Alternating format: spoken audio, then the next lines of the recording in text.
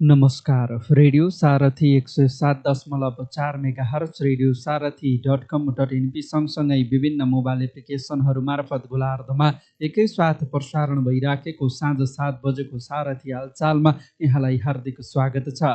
हालचालको साथमा उपस्थित छु म अनिश पाठक।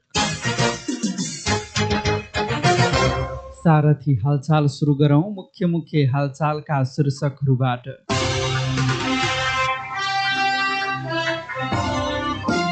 प्रक्रिया नपुगेको भन्दै रासोपा बागलुङ जिल्ला कार्य समिति बदर पुनः अधिवेशन हुने। नेकपाले बागलुङमा 215 सदस्यीय जिल्ला अधिवेशन समिति घोषणा गर्यो। वर्षाले जैमनीको बेलबगरमा खसेको पहिरो पन्छाउन समस्या। बागलुङको दक्षिण भेग सडक सञ्जालबाट विच्छेद। गुल्मी हर्मेचोर उपलाखण्ड सडक पनि पहिरोको कारण अवरुद्ध। बुर्तिबाङ फल्लेगर सडक ग्राभेल हुँदा धुरपाटन पुग्ने यात्रुलाई सहज। घोडाचढीबाटै मासिक 40,000 कमाउँदै आशा। र बागलुङमा 12,000 बढी सवारी कारबाहीबाट 1 करोड बढी राजस्व सङ्कलन लगायतका अन्य समाचारहरू पनि प्रस्तुत गर्नेछौँ। ओए साथी, हेर न, क्या खतरा समाचार आइसक्यो। बाफ्रे, अब चाहिँ के हुने हो? खै के आयो त्यस्तो? यत्तिकै पत्याइहाल्छ यो रोहन। सामाजिक सञ्जालमा आउँदैन यत्तिकै पत्याउनु पर्छ त। मिथ्या र भ्रामक सूचना हुनसक्छ। यसै नातिन, यस्तो त जसले नि लेखिहाल्छ नि। अरे, मिथ्या भ्रामक भन्छ? के हो यो भनेको चाहिँ? तिमीलाई थाहा थिएन? थाहा थिएन। सुन, मिथ्या सूचना भनेको आफूले थाहा नै नपाएको कुरा लेख्ने वा फैलाउने कुरा हो। अनि भ्रामक सूचना भनेको चाहिँ जानी नियतवश आफ्नो फाइदा वा स्वार्थका लागि फैलाउने गलत सूचना हो। यस्ता सूचनाले समाजलाई भ्रमित बनाउँछ, खण्डित पार्छ, निराशा बढाउँछ र अविश्वास पनि सृजना गर्छ। ओहो, त्यसो भए त यस्ता सूचना सेयर लाइक गर्नु हुँदैन रहेछ है?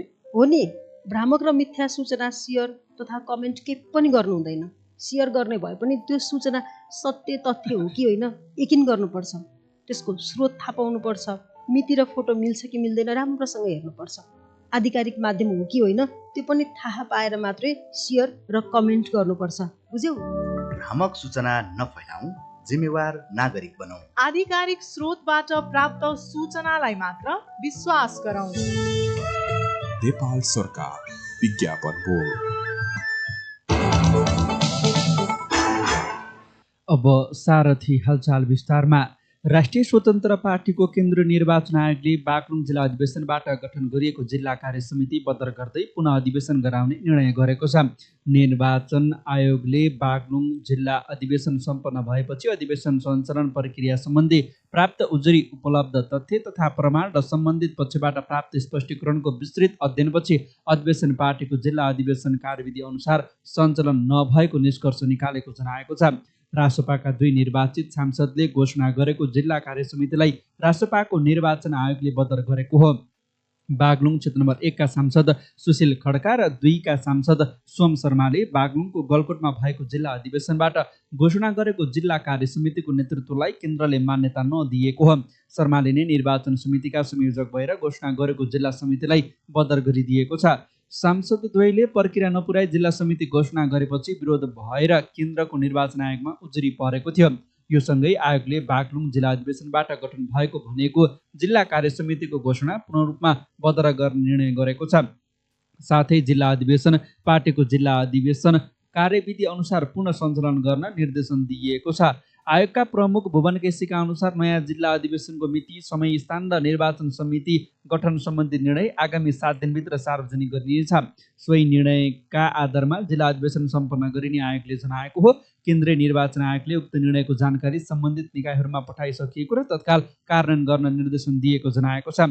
2083 जेठ 23 गते गलकोटमा भएको प्रथम जिल्ला अधिवेशनबाट पुनम प्रसाद शर्माको नेतृत्वमा जिल्ला कार्य समिति घोषणा भएपछि अर्का अध्यक्षका आकाङ्क्षी ढालेन्द्र रायमाझी पक्षले अधिवेशन स्थलमै विरोध जनाएको थियो।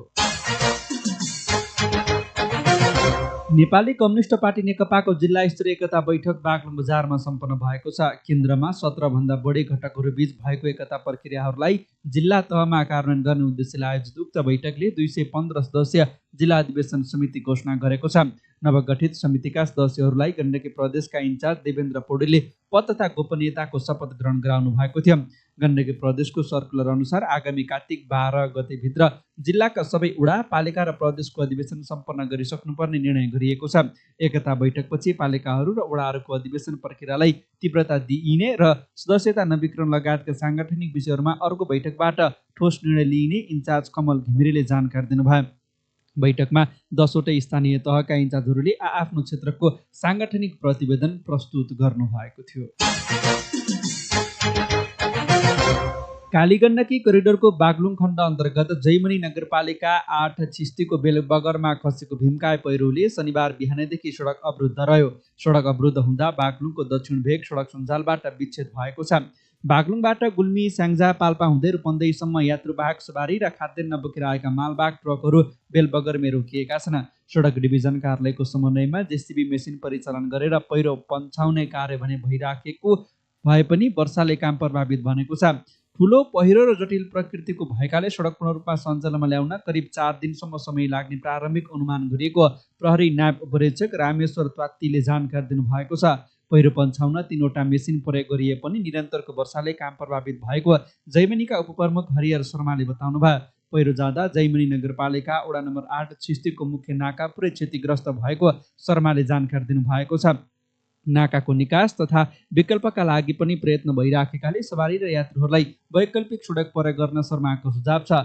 यता करिडोर र बागलुङ कुसमिसेरा सडक खण्डको दलब्याङमा 5 वर्षदेखि खसिराखेको पहिरोका कारण सामान्य वर्षा हुँदा समेत सडक अवरुद्ध हुँदा यात्रीले शास्ति खेप्दै आएका छन्। यसैबीच गुल्मीको कालीगण्डकी गाउँपालिका हर्मिचोर अर्बेनी सडक खण्डको वडा नम्बर 1 हर्मिचोरको पल्ला खण्डमा सडक माथिबाट ठूलो पहिरो खसेका कारण सडक अवरुद्ध बनेको छ। अविरल वर्षाका कारण सडक माथिबाट ढुङ्गासहित पहिरो खसेका कारण आज बिहानैबाट सडक अवरुद्ध भएको स्थानीय वासुदेव पाण्डेले जानकारी दिनुभयो। पहिरो पन्छाउन पूर्तिघाटबाट स्क्याभेटर मगाएकाले पहिरो पन्छाउन केही समय लाग्ने वडा नम्बर 1 का वडा अध्यक्ष लालु प्रसाद पाण्डेले जानकारी दिनुभयो।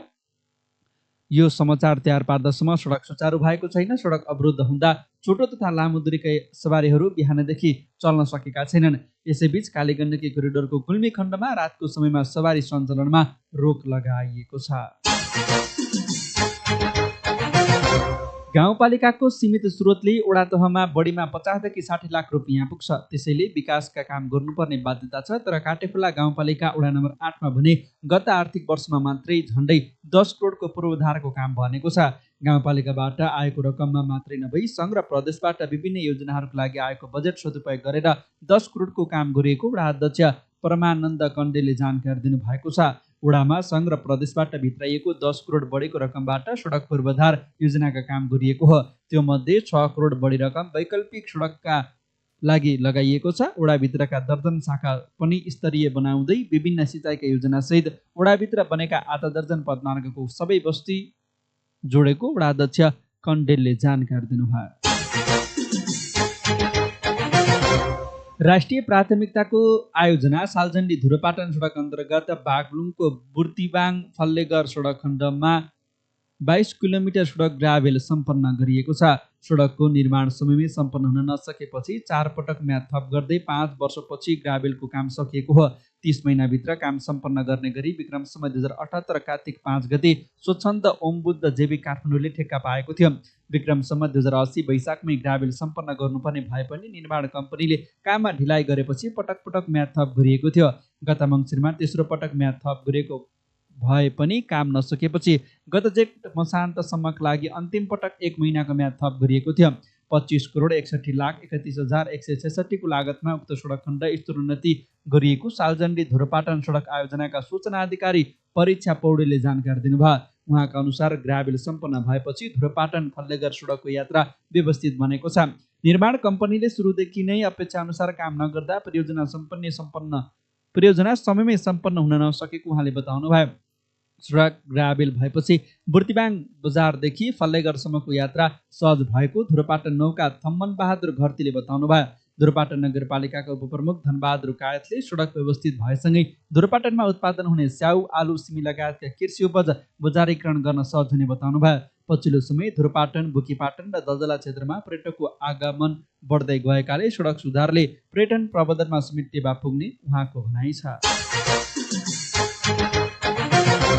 सारथी हालचालमा बागलुङमा 12,000 बढी सवारी कारबाहीबाट 1 करोड बढी राजस्व सङ्कलन। गण्डकीमा असारमा मात्रै भएका सवारी दुर्घटनामा 21 जनाको ज्यान गयो लगायतका समाचार बाँकी नै छन्। सारथी हालचाल सुन्दै गर्नुहोला। माछा मासु अन्डा मिठो सबैभन्दा, माछा मासु अन्डा मिठो सबैभन्दा। अनि फलफुल र सागपात, बच्चाको खाना साथ सबै मिलाई खुवाऊ। कम्तीमा 2 वर्षसम्म आमाको दुध पनि नछुटाऊ। बच्चा चलाक निरोगी बनाऊ।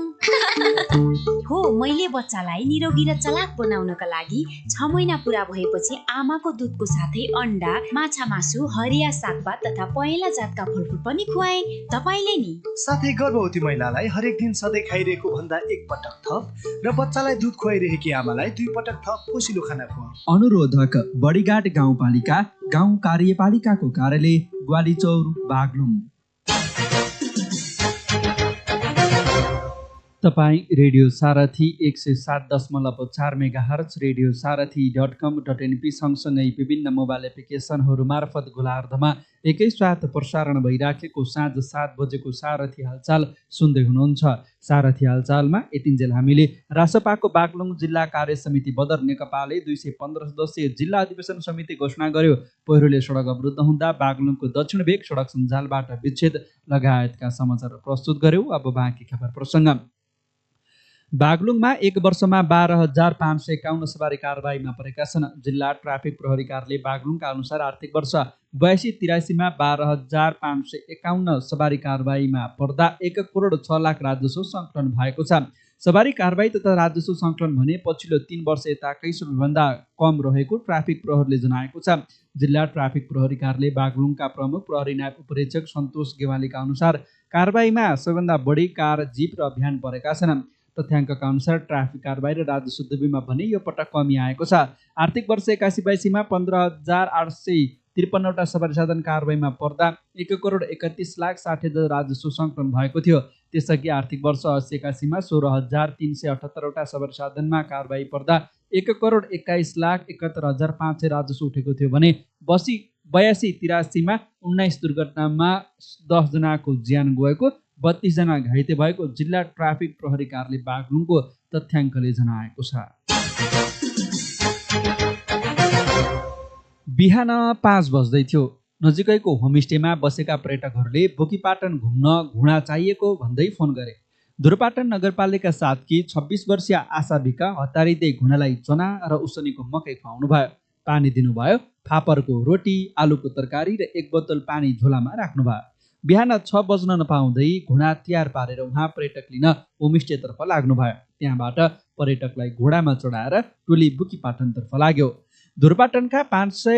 धुरपाटनका 50 भन्दा बढी घोडामा पर्यटक डुलाउने व्यवसायमध्ये आशा एक्लै महिला हुनुहुन्छ। धुरपाटन नगरपालिका 7 स्थित ज्ञानोदय माविबाट एसई तथा उत्तर गङ्गा माविबाट कक्षा 12 उत्तीर्ण गर्नुभएकी उहाँले जागिरको बाटो रोज्नु भएन, बरु बुबा बाजेले सँगाल्दै आएको पेसालाई निरन्तरता दिने निर्णय गर्नुभयो। पछिल्लो 6 वर्षदेखि उहाँ घोडामा पर्यटक राखेर बोकीपाटन, निशोलढोर, जलजला र धुरपाटन उपत्यका घुमाउँदै आउनु भएको छ। 4 वर्ष अगाडि 60,000मा किनेको उहाँको सेतो घोडा अहिले करिब 80,000 रुपियाँ पर्छ। घोडा किन्न उहाँले छिमेकी होटल व्यवसायीसँग ऋण लिनुभएको थियो। त्यही ऋण तिर्न दैनिक घोडा चढी गर्नु परेको उहाँले सम्झिनुहुन्छ। अहिले ऋण चुक्ता गरेर घोडा आफै आफ्नो बनाइसक्नु भएको छ। नजिकका गन्तव्य घुमाउनेदेखि बुकीपाटन, गाप्रा र टिकादरसम्म लैजाने पर्यटकको माग अनुसार उहाँ कहिले एक्लै त कहिले अन्य घोडा चढीसँग टोली बनाएर यात्रामा निस्किनुहुन्छ। केही पर्यटकले अघिल्लो दिन नै सम्पर्क गरेर तयारी अवस्थामा रहन आग्रह गर्छन् भने कतिपयले बिहानै योजना बनाउँछन्। पर्यटकको चाहना अनुसार धुरपाटन उपत्यका, निचलढोर, जलजला र बुकीपाटन मध्ये गन्तव्य तय हुन्छ। करिब 4,000 मिटर उचाइमा रहेको बुकीपाटनसम्म पैदल पुग्न कठिन हुने र धेरैलाई लेक लाग्ने जोखिम हुने भएकाले अधिकांश पर्यटक घोडाकै सहारा लिन्छन्। घोडा चढ्ने धेरैजसो पर्यटक टिकटक र भिडियो बनाउन चाहनुहुन्छ। आशाले भन्नुभयो, उहाँहरूको चाहेको ठाउँमा लगिदिने, फोटो र भिडियो खिचिदिने काम पनि गर्छौँ। बुर्तिवाङ धुरपाटन सडक खुलेपछि त्यहाँ पर्यटकको सङ्ख्या बढ्न थालेको छ। पछिल्लो 8 वर्षदेखि धुरपाटनमा घोडाचढी व्यवसाय व्यवस्थित रूपमा सञ्चालन हुन थालेको हो। दुर्घटनामा दर्ता भएर व्यवसाय सञ्चालन गर्ने घोडा चढीहरूले कर समेत तिर्न थालेका छन्। अहिले बर्सातमा सडक अवरुद्ध हुँदा जनी पूर्णिमाको धुरबराह मेलाका बेला तथा आलु ढुवानी गर्न पनि घुँडाकै प्रयोग हुने गरेको छ। कुनै समय पाल्पा, रेडी, तम्गास र बुटबलबाट दैनिक उपभोग्य सामग्री घुँडामै बोकेर धुरपाटन पुर्याइन्थ्यो। पहिले सामान बोक्न घुँडाको भर परिन्थ्यो, अहिले गाडीले गाउँमै ल्याइदिन्छ। स्थानीय चकबहादुर अदैले भन्नुभयो, अब घुँडा मुख्यतः पर्यटक घुमाउने र मनोरञ्जनका लागि प्रयोग हुन्छ। उहाँका अनुसार घुँडा चढीबाट मासिक 40,000 रुपियाँ भन्दा बढी आम्दानी हुन्छ। घुँडाको दाना, औषधि र स्याहार सुसारमा खर्च धेरै लाग्ने भए पनि परिवार चलाउन र केही बचत गर्न सकिएको आशा बताउनुहुन्छ। धुरपाटनमा अहिले 100औं घोडा छन्। तीमध्ये पर्यटक घुमाउने 50 जना व्यवसायी मात्रै नगरपालिकामा सूचीकृत छन्। उनीहरूले वार्षिक 500 रुपियाँ कर तिरेर सदस्यता नवीकरण गर्छन्। घोडा चढाइ सञ्चालक समितिकी कोषाध्यक्ष समेत आशा हुनुहुन्छ। घोडालाई आवश्यक भिटामिन र औषधिका लागि नगरपालिकाको पशु शाखाले पनि सहयोग गर्दै आएको उहाँले बताउनुभयो। गत असार महिनामा गण्डकी प्रदेशभरि विभिन्न सवारी दुर्घटनामा 21 जनाले ज्यान गुमाएका छन्। उक्त महिनामा प्रदेशभर 19वटा सवारी दुर्घटनामा 22वटा सवारी साधनहरू संलग्न थिए। ती दुर्घटनाहरूमा परि 21 जनाले ज्यान गुमाएका र ज्यान गुमाउनेमा 16 पुरुष, 2 महिला, 1 बालक र 2 बालिका रहेका छन्। त्यसैगरी दुर्घटनामा 18 जना घाइते भएका छन्। सडक दुर्घटनाका क्रममा प्रहरीले 19 जनाको सकुशल उद्धार समेत गरेको नेपाल प्रहरी राजमार्ग सुरक्षा तथा ट्राफिक व्यवस्थापन कार्यालय पोखराले जनाएको छ। कार्यालयका सूचना अधिकारी प्रहरी निरीक्षक थानेश्वर चापागाईका अनुसार दुर्घटनाको कारण विश्लेषण गर्दा सबभन्दा बढी चालकको लापरवाहीले 13, मादक पदार्थ सेवनका 2, अन्य 10 दुर्घटना रहेका छन्। त्यस्तै सवारी साधनको प्राविधिक गडबडीका कारण 2, यात्रुको असावधानीका कारण 2 र अन्य 10, सडकको अवस्थाका कारण 1 र पहिरोका कारण 1वटा दुर्घटना भएको प्रतिवेदनमा उल्लेख छ। कार्यालयका अनुसार असारमा प्रदेशका विभिन्न राजमार्ग तथा सडक खण्डहरूमा 34,871वटा सवारी साधनहरूको चेकिङ गरेर 1,60,794 सवारी साधनलाई कारवाही गरेर 14,03,57,000 रुपियाँ राजस्व सङ्कलन गरिएको छ। प्रहरीले हराएका तथा चोरी भएका 20वटा सवारी साधन फेला गरी सम्बन्धित धनीलाई बुझाएको छ भने 27वटा सवारी साधन खोजतलास गरी धनीको जिम्मा लगाइएको छ।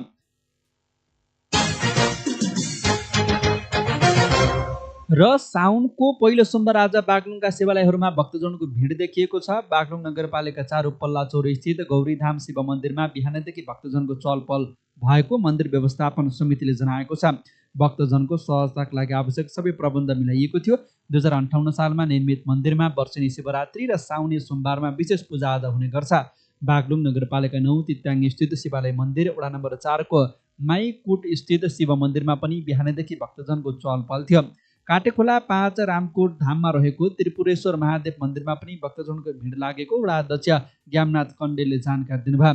त्यस्तै गलकुट नगरपालिका 7 मलमा स्थित सिद्धेश्वर शिवालय मन्दिरमा पनि साउने सोमबारमा विशेष पूजा हुने भएकाले भक्तजनको भिड लागेको बताइएको छ।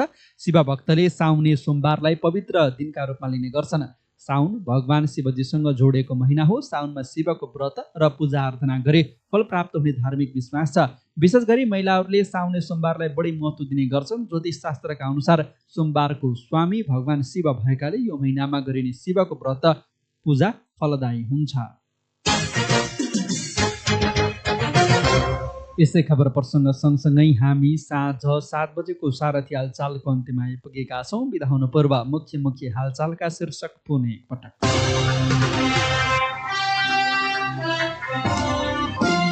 प्रक्रिया नपुगेको भन्दै रासोपा बागलुङको जिल्ला कार्य समिति बद्ध र पुनः अधिवेशन हुने। नेकपाले बागलुङमा 215 सदस्यीय जिल्ला अधिवेशन समिति घोषणा गर्यो। वर्षाले जैमनीको बेलबगरमा खसेको पहिरो 55 समस्या। बागलुङको दक्षिण भेग सडक सञ्जालबाट विच्छेद। गुल्मी हर्मिचोर उपल्ला खण्ड सडक पनि पहिरोको कारण अवरुद्ध। बुर्तिबाङ फल्लेगर सडक ग्राभेल हुँदा धुरपाटन पुग्ने यात्रुलाई सहज। घोडा चढीबाटै मासिक 40,000 कमाउँदै आशा र बागलुङमा 12,000 बढी सवारी कारबाहीबाट 1 करोड बढी राजस्व सङ्कलन लगायतका अन्य समाचारहरू पनि प्रस्तुत गर्यौँ। अवस्था रेडियो सारथी 107.4 मेगाहर्ज, रेडियो सारथी.com.np सँगसँगै विभिन्न मोबाइल एप्लिकेसनहरू मार्फत गोलार्धमा एकैसाथ प्रसारण भइराखेको साँझ 7 बजेको सारथी हालचाल अहिलेलाई सकिएको छ। हालचाल सुन्नुभएकोमा तपाईँलाई धन्यवाद। अहिलेको लागि खबर सहकर्मी साथीहरूको साथमा प्रविधिका तिलक मगरसँगै म अनिस पाठक पनि आज्ञा चाहन्छु। बर्खायामको समय छ। रातिको समयमा यात्रा सकभर नगर्नुहोला। पानी उमालेर र शुद्धिकरण गरेर मात्रै पिउनुहोला। नमस्कार।